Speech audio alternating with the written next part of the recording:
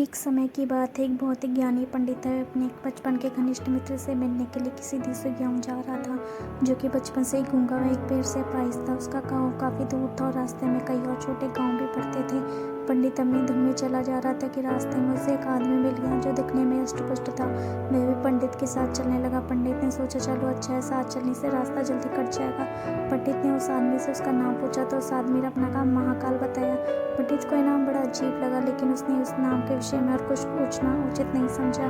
दोनों धीरे धीरे चलते रहे। तभी रास्ते में एक गांव आया। महाकाल ने पंडित से कहा, तुम आगे चलो, मुझे इस गांव में एक संदेशा देना है, मैं तुमसे आगे मिलता हूँ। ठीक है कहकर पंडित अपनी धुन में चलता रहा। तभी एक भैंसे ने एक आदमी को मार दिया। जैसे ही भैंसे ने आदमी को मारा, लगभग तुरंत ही महाकाल वापस पंडित के पास पहुंच गया। चलते चलते दोनों एक दूसरे गांव के बाहर पहुंचे, जहाँ एक छोटा सा मंदिर था। ठहरने की व्यवस्था ठीक लग रही थी, क्योंकि पंडित के गांव के मित्र अभी दूर था। साथ ही रात्रि होने वाली थी, सो पंडित ने कहा, रात्रि होने वाली है, पूरा दिन चले, थकावट भी हो चुकी है, इसलिए आज की रात इसी मंदिर में रुक जाते हैं। भूख भी लगी है, सो भोजन भी कर लेते हैं, थोड़ा विश्राम करके सुबह फिर से प्रस्थान करेंगे। महाकाल ने जवाब दिया, ठीक है, लेकिन मुझे इस गाँव में कुछ सामान देना है, सो मैं देख कर आता हूँ, तब तक तुम भोजन खा लो, मैं बाद में खा लूँगा। और इतना कहकर वह चला गया। लेकिन उसके आते ही कुछ देर बाद उस गाँव से धुआं उठना शुरू हुआ। धीरे धीरे पूरे गाँव में आग लग गई। पंडित को आश्चर्य हुआ। उसने मन ही मन सोचा, जहाँ भी महाकाल जाता है वहाँ न किसी हानि हो जाती है, जरूर कुछ गड़बड़ है। लेकिन उसने महाकाल से रात्रि में इस बात का कोई जिक्र नहीं किया। सुबह उन्होंने फिर से अपने गंतव्य की ओर चलना शुरू किया। कुछ देर बाद एक और गांव आया। महाकाल ने फिर से पंडित से कहा, पंडित जी आप आगे चलें, मुझे इस गांव में कुछ काम है, सो मैं आपसे आगे मिलता हूँ। इतना कहकर महाकाल आगे जाने लगा, लेकिन इस बार पंडित आगे नहीं बढ़ा। खोल के खड़े होकर महाकाल को देखता रहा कि वह कहाँ जाता है और करता क्या है। तभी लोगों की आवाज़ सुनाई देने लगी। एक आदमी को सांप ने डस दिया और उस व्यक्ति की मृत्यु हो गई। ठीक उसी समय महाकाल फिर से पंडित के पास पहुंच गया, लेकिन इस बार पंडित को सहन न हुआ। उसने महाकाल से पूछ लिया कि तुम जिस गांव में जाते हो वहाँ कोई ना कोई नुकसान हो जाता है, क्या तुम मुझे बता सकते हो आखिर ऐसा क्यों होता है? महाकाल ने जवाब दिया, पंडित जी आप मुझे बड़े ज्ञानी मालूम पड़े थे, इसलिए मैं आपके साथ चलने लगा था, क्योंकि ज्ञानियों का संग हमेशा अच्छा होता है। लेकिन क्या सचमुच आप अभी तक नहीं समझे मैं कौन हूँ? पंडित ने कहा, मैं समझ तो चुका हूँ, लेकिन कुछ शंका है, सो यदि आप ही अपना उपयुक्त परिचय दे दें तो मेरे लिए आसानी होगी। महाकाल ने जवाब दिया, मैं यमदूत हूँ और यमराज की आज्ञा से उन लोगों के प्राण हरण करता हूँ जिनकी आयु पूर्ण हो चुकी है। हालांकि पंडित को पहले से इसी बात की शंका थी, फिर भी महाकाल के मुंह से ये शब्द सुनकर पंडित थोड़ा घबरा गया। लेकिन फिर हिम्मत करके पूछा, अगर ऐसी बात है तुम सचमुच ही यमदूत हो तो बताओ अगली मृत्यु किसकी है? यमदूत ने जवाब दिया, अगली मृत्यु तुम्हारे मित्र की है, जिसे तुम मिलने जा रहे हो, उसकी मृत्यु के कारण भी तुम ही होंगे। ये बात सुनकर पंडित ठिठक गया और बड़े पेशोपेश में पड़ गया कि यदि वास्तव में महाकाल के यमदूत हुआ तो उसकी बात सही होगी। इसके कारण मेरे बचपन के सबसे घनिष्ठ मित्र की मृत्यु हो जाएगी, इसलिए बेहतर यही है मैं अपने मित्र से मिलने ही ना जाऊँ, कम से कम मैं तो उसकी मृत्यु का कारण नहीं बनूंगा। तभी महाकाल ने कहा, तुम जो सोच रहे हो मुझे पता है, लेकिन तुम्हें अपने मित्र से मिलने ना जाने के व्यवहार से नियति नहीं बदल जाएगी। तुम्हारे मित्र की मृत्यु निश्चित है, अगले कुछ क्षणों में घटित होने वाली है। महाकाल के मुंह से ये बात सुनते ही पंडित को झटका लगा, क्योंकि महाकाल जी ने उसकी मत की बात जान ली, जो कि किसी सामान्य व्यक्ति के लिए संभव नहीं। फलस्वरूप पंडित का विश्वास हो गया, महाकाल सचमुच यमदूत है। इसलिए अपने मित्र की मृत्यु का कारण न बनने से तो तुरंत पीछे मुड़ा और फिर से अपने गांव की तरफ लौटने लगा। परंतु जैसे ही मुड़ा, सामने से उसका मित्र से तेजी से आता हुआ दिखाई दिया, जो कि पंडित को देखकर अत्यंत पसंद लग रहा था। अपने मित्र के आने की गति को देख पंडित को ऐसा लगा जैसे कि उसका मित्र काफी समय से उसके पीछे पीछे ही आ रहा था। लेकिन क्योंकि बचपन से गूंगा एक पैर से परिचित था, इसलिए ना तो पंडित तक पहुंच पा रहा था और न ही पंडित का आवाज देकर रोक पा रहा था। लेकिन जैसे ही पंडित के पास पहुंचा, अचानक न जाने क्या हुआ, उसकी मृत्यु हो गई। पंडित हक्का बक्का सा आश्चर्य भरी नजर से महाकाल की ओर देखने लगा, जैसे कि पूछा आखिर क्या हुआ उसके मित्र का। महाकाल पंडित के मन की बात समझ गया, बोला, तुम्हारा मित्र पिछले गांव से तुम्हारे पीछे पीछे आ रहा था, लेकिन तुम समझ ही सकते हो कि वह अपाहिज गूंगा होने की वजह से तुम तक नहीं पहुंच सका। उसने अपनी सारी ताकत लगा तुम तक पहुंचने की कोशिश की, लेकिन बुढ़ापे में बचपन जैसी शक्ति नहीं होती शरीर में, इसलिए हृदयाघात की वजह से तुम्हारे मित्र की मृत्यु हो गई। इसकी वजह से तुम हो, क्योंकि तुमसे मिल नहीं तो तुम तक पहुंचने के लिए अपनी सीमाओं को लांघ के तुम्हारे पीछे भाग रहा था।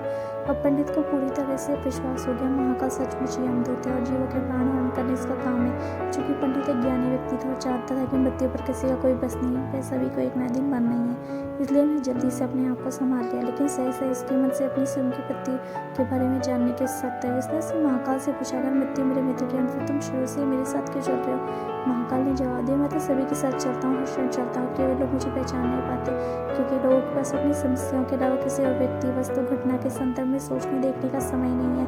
पंडित ने आगे पूछा, तो क्या तुम बता सकते हो मेरे मृत्यु कब और कैसे होगी? महाकाल ने कहा, हालांकि किसी भी सामान्य जीव के लिए जानना उपयुक्त नहीं, क्योंकि कोई भी जीव अपनी मृत्यु के संबंध में जाकर लेकिन तुम ज्ञानी व्यक्ति अपने मित्र की मृत्यु को जितनी आसानी से तुमने स्वीकार किया, उसे जानकर मुझे लगता है कि तुम अपनी मृत्यु के बारे में जानकर व्यतीत नहीं होंगे। सो तुम्हारी मृत्यु आज से ठीक 6 माह बाद आज ही के दिन, लेकिन किसी दूसरे के राजा के राज्य में फांसी लगने से होगी। और आश्चर्य की बात यह है कि तुम स्वयं से खुशी से फांसी को स्वीकार करोगे। इतना कहकर महाकाल जाने लगे, क्योंकि अब उसके पास पंडित के साथ चलते रहने का कोई कारण नहीं था। पंडित ने अपने मित्र का यथास्थिति जो भी कर्मकांड संभवतः किया और फिर से अपने गाँव लौट गया। लेकिन कोई व्यक्ति चाहे जितना भी ज्ञानी न हो, अपनी मृत्यु के संदर्भ में जानने के बाद कुछ तो व्यतीत होता ही है और उस मृत्यु से बचने के लिए कुछ न कुछ करता ही है। सो पंडित ने भी किया। चूंकि पंडित विद्वान थे, इसलिए उसकी ख्याति उसके राज्य के राजा तक थी। उसने सोचा राजा के पास तो कई ज्ञानी मंत्री होते हैं, उसकी मृत्यु से संबंधित समस्या का कोई ना कोई समाधान तो निकाल ही देंगे। इसलिए पंडित राजा के दरबार में पूछा, राजा को सारी बात बताई। राजा ने पंडित की समस्या को अपने मंत्रियों के साथ बांटा, उनसे सलाह मांगी। अंत में सभी की सलाह से तय हुआ कि यदि पंडित की बात सही है तो जरूर उसकी मृत्यु 6 महीने बाद होगी। लेकिन मृत्यु तब होगी जब वह किसी दूसरे राज्य में जाएगा। यदि वे किसी दूसरे राज्य में जाएंगे ना तो मृत्यु नहीं होगी। ये सलाह राजा को भी उपयुक्त लगी, सो उसने पंडित के लिए महल में रहने तक की व्यवस्था करवा दी। अब राजा की आज्ञा बिना कोई व्यक्ति इस पंडित से नहीं मिल सकता, लेकिन स्वयं पंडित कहीं भी आ जा सकता था, ताकि उससे यह न लगे कि राजा की कैद में। हालांकि स्वयं भी डर के मारे कहीं आता जाता नहीं था। धीरे धीरे पंडित की मृत्यु का समय नजदीक आने लगा। आखिर वह दिन ही आ गया जब पंडित की मृत्यु होनी थी।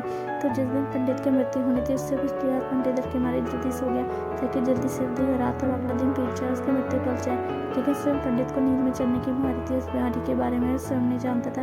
इसलिए राजा या किसी और से इस बीमारी का जिक्र करने अर्थात किसी चिकित्सक से इस बीमारी का इलाज करवाने का तो प्रश्न ही नहीं था। चूंकि पंडित अपनी मृत्यु को लेकर बहुत चिंतित था और नींद में चलने की बीमारी का दौरा अक्सर तभी पड़ता है जब ठीक से नींद नहीं आ रही। सो उसी रात पंडित रात को नींद में चलने का दौरा पड़ा। वह उठा और राजभवन महल से निकलकर अस्पताल में आ गया। चूंकि राजा का खास मेहमान था, इसलिए किसी पहरेदार ने उसे न तो रोका न किसी तरह की पूछताछ की।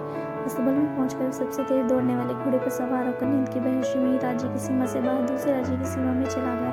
इतना ही नहीं, वे दूसरे राज्य के महल में पहुंच गया। सही हो गया, उस महल में किसी पहरेदार ने उसे नहीं रोका, न ही कोई पूछताछ की, क्योंकि सभी लोग रात के अंतिम प्रहर की गहन नींद में थे।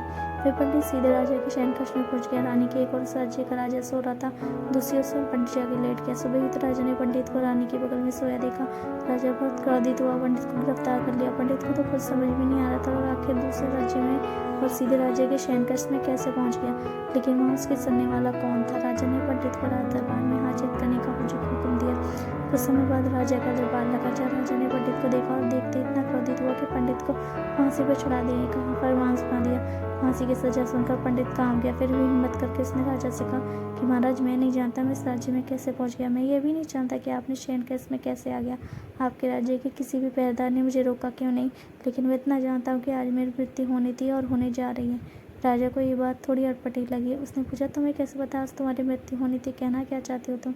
राजा के सवाल के जवाब में पंडित ने पिछले 6 महीने की पूरी कहानी बता दी और कहा कि महाराज, मेरा क्या किसी भी सामान्य व्यक्ति का इतना साहस कैसे हो सकता है कि राजा की उपस्थिति में ही राजा के कक्ष में रानी के बगल में सो जाए। ये तो सरासर आत्महत्या ही होगी, और मैं दूसरे राज्य से इस राज्य में आत्महत्या करने क्यों आऊँगा? राजा को पंडित की बात थोड़ी उपयुक्त लगी, लेकिन राजा ने सोचा शायद वे पंडित मृत्यु से बचने के लिए महाकाल और अपनी मृत्यु की भविष्यवाणी का बहाना बना रहा है। इसलिए उसने पंडित से कहा कि यदि तुम्हारी बात सत्य है और आज तुम्हारी मृत्यु का दिन है, जैसा कि महाकाल ने तुमसे कहा है, तो तुम्हारी मृत्यु के कारण मैं नहीं बनूंगा। लेकिन यदि तुम झूठ कह रहे हो तो निश्चित ही आज तुम्हारी मृत्यु का दिन है। चूंकि पड़ोसी राज्य का राज्य उसका मित्र, इसलिए उसने तुरंत कुछ सिपाहियों के साथ दूसरे राज्य के पास पत्र भेजा और पंडित की बात का सत्यता का प्रमाण मांगा।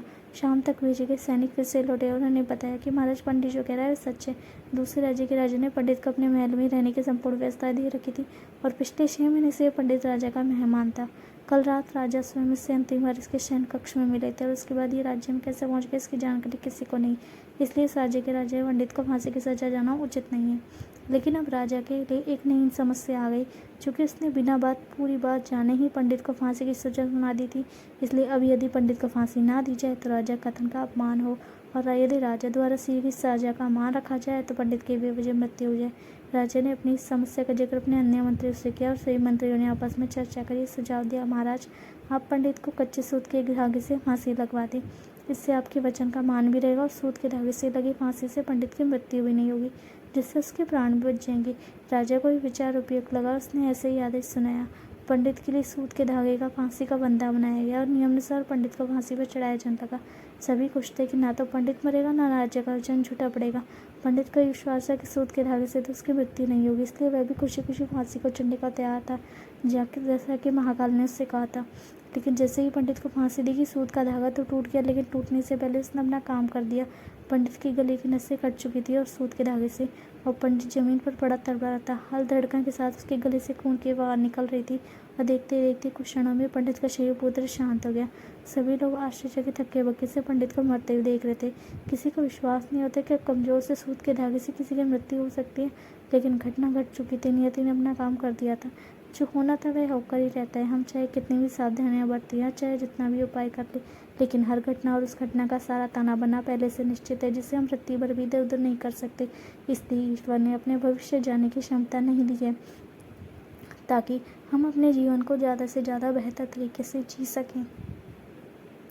दोस्तों, अगर आपको ये छोटी सी कहानी अच्छी लगी हो तो प्लीज़ मेरे चैनल को लाइक और फॉलो कीजिए, ताकि इस तरह की कहानियाँ और मिलती रहें। Thank you so much for watching.